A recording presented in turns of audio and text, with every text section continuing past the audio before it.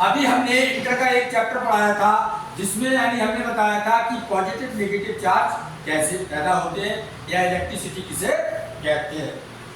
तो हमने बताया सबसे पहले जब कांच की छड़ को रेशम से रगड़ते हैं तो कांच की छड़ में एक प्रॉपर्टी आ जाती है, उसमें यानी क्या प्रॉपर्टी आ जाती है, वो ये आ जाती है कि वो छोटे छोटे कागज के टुकड़ों को अपनी ओर खींचना शुरू कर देती है। इसका मतलब होती है आवेशित हो जाती है, चार्ज हो जाती है।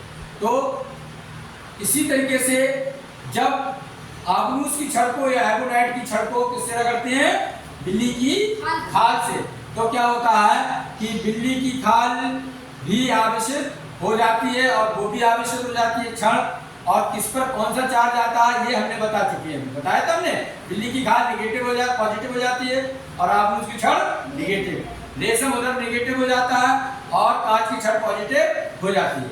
तो अब यानी सबसे पहले बेंजामिन एक साइंटिस्ट थे, उन्होंने बताया था कि दो चार्ज होते हैं, पॉजिटिव और नेगेटिव, पॉजिटिव और नेगेटिव। तो इसकी यानी कैसे बताएंगे कि यानी या पॉजिटिव चार्ज रखा हुआ है या नेगेटिव चार्ज रखा हुआ है। तो देखिए इन्होंने एक एक्सपेरिमेंट किया, उसमें क्या करा, कांच की छड़ लिए, फिर उन्होंने लिए दूसरी कांच की छड़, एक कांच की छड़ को उन्होंने ऐसे लटका दिया, लटकाने के बाद दूसरी कांच की छड़ को क्या करा उन्होंने इसके पास ले गए। तो क्या हुआ, ये दोनों एक दूसरे को धक्का देने लगे, क्या देने लगी, ये धक्का देने लगी, मतलब इन दोनों के बीच प्रतिकर्षण होना शुरू हो गया, रिपल्सन, ये एक दूसरे को दूर हटा रहे हैं।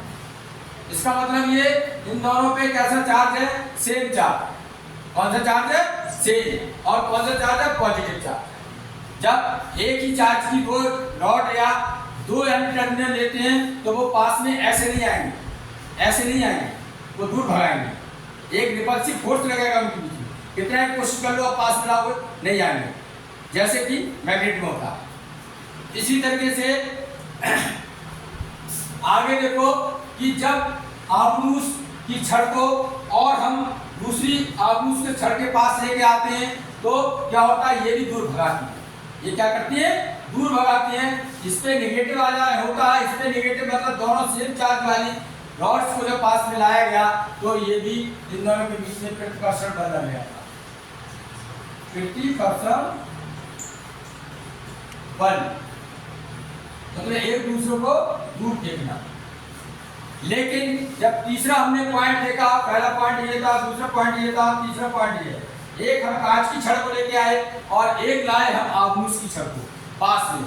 जब ऐसा करा तो क्या हुआ, ये दोनों छड़ें आपस में चिपक गई, मतलब कि आकर्षण हुआ दोनों में, आकर्षण, क्या हुआ, आकर्षण,